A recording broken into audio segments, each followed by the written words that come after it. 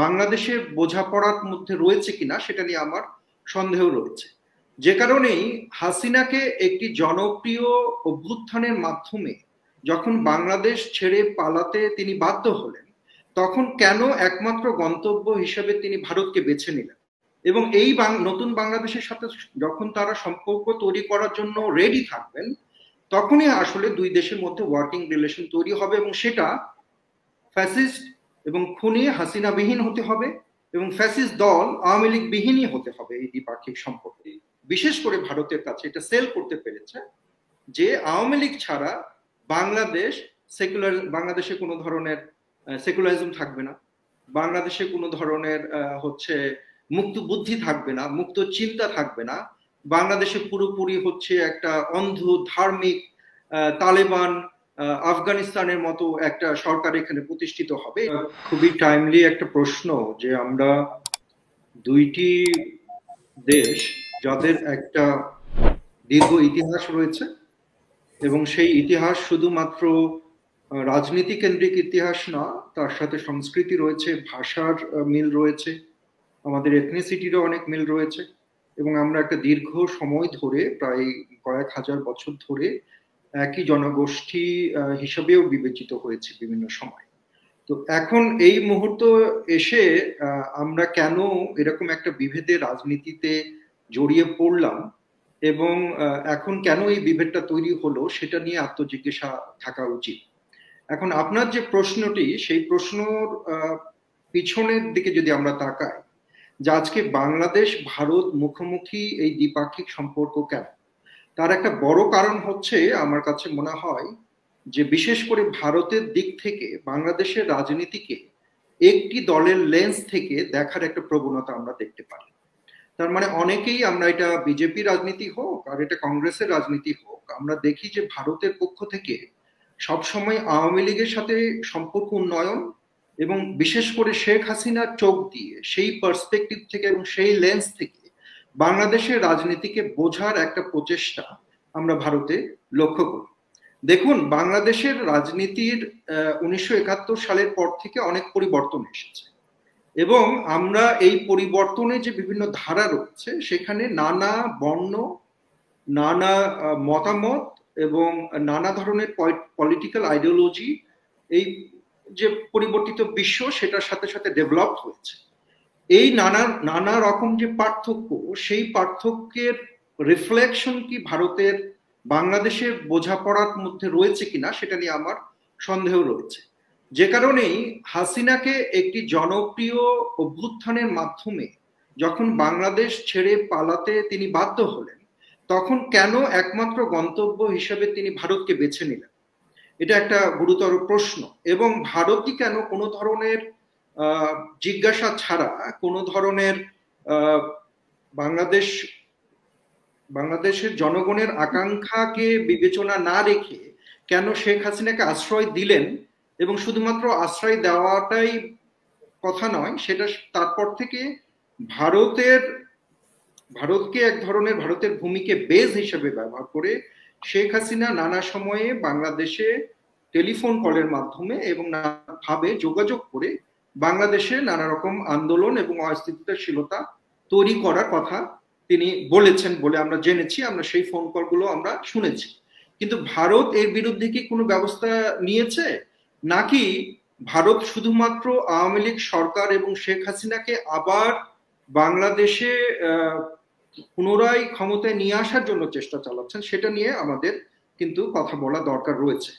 কিন্তু আরেকটা জিনিস দেখেন যে আমাদের যে এই অভ্যুত্থানটা হয়েছে, সেই অভ্যুত্থান কিন্তু জনগণের স্বতঃস্ফূর্ত অংশগ্রহণের মাধ্যমেই, বিভিন্ন ধরনের মানুষের অংশগ্রহণের মাধ্যমে এই অভ্যুত্থান হয়েছে। সেখানে লেফটিস্ট রয়েছে, সেখানে ইসলামিস্ট রয়েছে, সেখানে রাইটিস্ট রয়েছে, সেখানে বিভিন্ন পেশার মানুষ রয়েছে, বিভিন্ন ধরনের ইউনিভার্সিটির শিক্ষার্থীরা রয়েছে, অর্থাৎ নানা বর্ণ পেশার মানুষ একসাথে এখানে হয়েছে। কিন্তু আমরা ভারতের মিডিয়া এবং শেখ হাসিনা আওয়ামী লীগের সাথে সুসম্পর্ক যাদের রয়েছে তাদের ন্যারেটিভ শুনে মনে হয় যে এটা শুধুমাত্র একটা ইসলামিস্টদের হয়তো একটা মুভমেন্ট, হ্যাঁ, এইভাবে একটা পোর্ট্রে করার একটা চেষ্টা কিন্তু এখানে রয়েছে। হয়তো সেই ধরনের পোর্ট্রেয়ালের মাধ্যমেই এই আন্দোলনকে আন্ডারমাইন করে হয়তো আওয়ামী লীগকে আবার এক ধরনের কি বলবো, যে একটা সুবিধা দেওয়ার একটা চেষ্টা এখানে চলছে।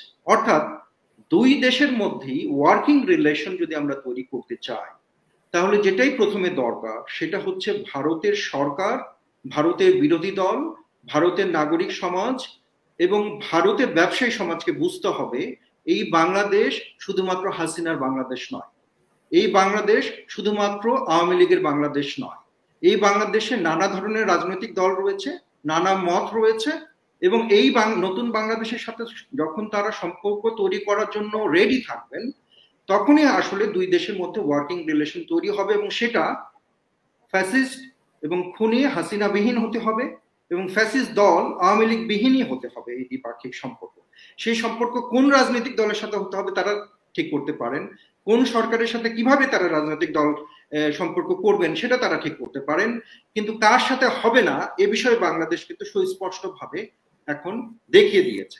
যে কারণে যখন এই ধরনের সম্পর্ক তৈরিতে তারা রেডি হবেন, তখন দুই দেশের মধ্যেই আবার একটা শান্তিপূর্ণ এবং দুই পক্ষের জন্য উইন উইন সিচুয়েশন তৈরি হতে পারে। এরকম সম্পর্কের ভিত্তিতে আমরা দ্বিপাক্ষিক সম্পর্ক তৈরি করতে পারি। এখন যে বাণিজ্যিক সম্পর্কের কথা বলছি আমরা, এই বাণিজ্যিক সম্পর্কে দুই দেশই তো ক্ষতিগ্রস্ত হচ্ছে। আমাদের মধ্যে নানা ধরনের বাণিজ্য রয়েছে, আমরা অনেক কিছু আমদানি করি, আমরা রপ্তানি করার চেষ্টা করি, আমাদের আমদানির পরিমাণটা বেশি, রপ্তানিটা কম, কিন্তু সেই সাথে সাথে মানে ভারতের মধ্যেও যে আপনার চিকিৎসা খাত রয়েছে, বিভিন্ন খাত রয়েছে, সেখানেও তো বাংলাদেশিদের একটা বড় ধরনের কন্ট্রিবিউশন রয়েছে, সেখানে তো একটা বড় ধরনের স্পেন্ডিং হচ্ছে এবং এক্সপেন্ডিচার রয়েছে বাংলাদেশিদের, তাই না? অতএব ভারতও কিন্তু নানাভাবে এই সম্পর্কে ক্ষতিগ্রস্ত। যে কারণে আমার আহ্বানটা হচ্ছে যে বাংলাদেশকে বোঝার চেষ্টা করা উচিত ভারতের, বাংলাদেশের নতুন রাজনীতিকে বোঝার চেষ্টা করা উচিত ভারতের, বাংলাদেশের নতুন যে ধারা তৈরি হয়েছে এবং যেটা আসলে গত 15 বছর ধরেই রয়েছিল কিন্তু সাপ্রেসড ছিল, চাপানো ছিল, কিন্তু এটা এখন পুরোপুরি সামনে চলে এসেছে। যে কারণে ভারতের সাথে সম্পর্ক বাংলাদেশের করা উচিত না, এই ধরনের কথা কখনোই আমার মনে হয় এই বর্তমান বিশ্বের বলা উচিত যে দুইটা দেশের মধ্যে সম্পর্ক থাকবে না। কিন্তু আপনার কাছে যেটা জানতে চাই যে ভারত নিজের ক্ষতি করে কেন হাসিনার জন্য এত উঠে পড়ে লেগেছে, যেখানে আমি আমার বক্তব্যে বলার চেষ্টা করেছি, সেটা হচ্ছে যে বাংলাদেশকে তারা আওয়ামী লীগ এবং শেখ হাসিনা এতদিন ধরে যে ন্যারেটিভ দ্বারা, যে বয়ান দ্বারা ব্যাখ্যা করেছে, সেই ব্যাখ্যা দ্বারাই ভারত বোঝার চেষ্টা করেছে এবং এখনো করছে। যে কারণেই তারা অনেক ধরনের বড় ধরনের তাদের সম্পর্কের ক্ষতি স্বীকার করেও তারা এখনো শেখ হাসিনা এবং আওয়ামী লীগকে সমর্থন দিয়ে যাচ্ছে। যেমন একটা ন্যারেটিভের কথা বলি, যেমন শেখ হাসিনা এবং আওয়ামী লীগ ভারতকে বলেছেন এবং পুরো বিশ্বকে বারবার বলেছেন যে আওয়ামী লীগ যদি ক্ষমতায় না থাকে তাহলে বাংলাদেশে একটা তালেবান রাজত্ব কায়েম করা হয়, তাই না? তারা বলেছেন যদি আওয়ামী লীগ ক্ষমতায় না থাকে তাহলে বাংলাদেশে মেয়েরা বাইরে যেতে পারবে না, উইমেন এম্পাওয়ারমেন্ট বন্ধ হয়ে যাবে, দেশটা আবার আফগানিস্তানের মতো হয়ে যাবে। এই ন্যারেটিভ বারবার গোয়েবলসের নীতি অনুযায়ী, যে আপনি যখন বারবার বারবার বারবার একটা মিথ্যা কথা বলেন, সেই মিথ্যাটাকে প্রতিষ্ঠিত করে ফেলা হয়।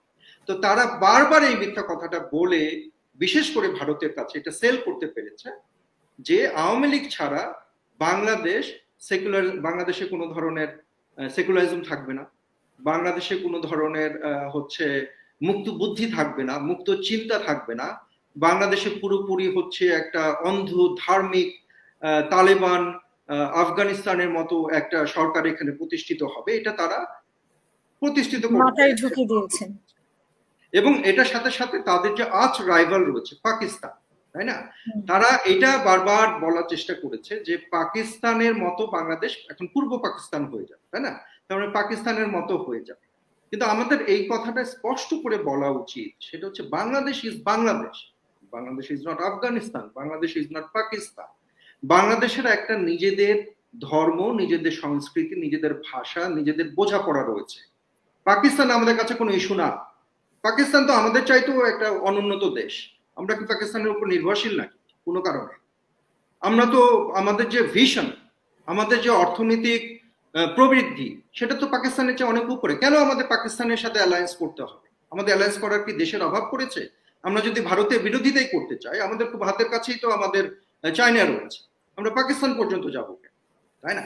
তার মানে এটা আমাদের বোঝা উচিত, এবং ভারতের যারা পররাষ্ট্র নীতি তৈরি করেন তাদেরও বোঝা উচিত যে জি। বাংলাদেশের মানুষের যে জন আকাঙ্ক্ষা, সেই জন আকাঙ্ক্ষার বিপরীতে যে শুধুমাত্র একটি দল এবং একটি দলের নেত্রীকে সেভ করতে চেয়ে, রেস্কিউ করতে চেয়ে পুরা দেশকে তারা যাতে শত্রুতে পরিণত না করে, তাদের বাণিজ্য যদি তারা রক্ষা করতে চান, তাদের প্রতিবেশী দেশের সাথে সম্পর্ক যদি তারা রক্ষা করতে চান, এবং তারা সাউথ এশিয়াতে কিন্তু বন্ধুহীন হচ্ছেন ধীরে ধীরে, আপনারা খেয়াল করছেন বিভিন্ন জায়গাতে ভারতের প্রভাব কমছে। এই আমাদের দক্ষিণ এশিয়াতে আমরা যারা ভূ রাজনীতি নিয়ে কাজ করি আমরা দেখতে পাচ্ছি।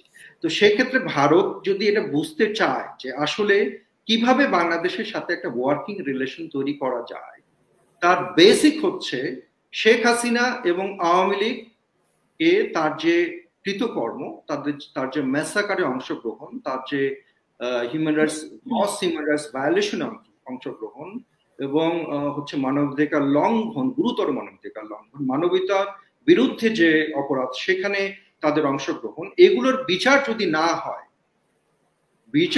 না হয় তাহলে কিন্তু তারা পরিশুদ্ধ হয়ে ক্ষমতায় ফিরে আসতে পারবে না, কখনই পারবে। বাংলাদেশের জনগণ কখনই আওয়ামী লীগকে ক্ষমতায় ফিরে আনবে না। যে কারণেই তারা যদি একটা ডেড হর্সের উপরে বাজি ধরে তাহলে তারা রেসে কখনোই জিততে পারবে না, এমনকি তারা ওয়ার্কিং রিলেশনও তৈরি করতে পারবে না বাংলাদেশের সাথে। অসংখ্য ধন্যবাদ সাইমম আপনাকে।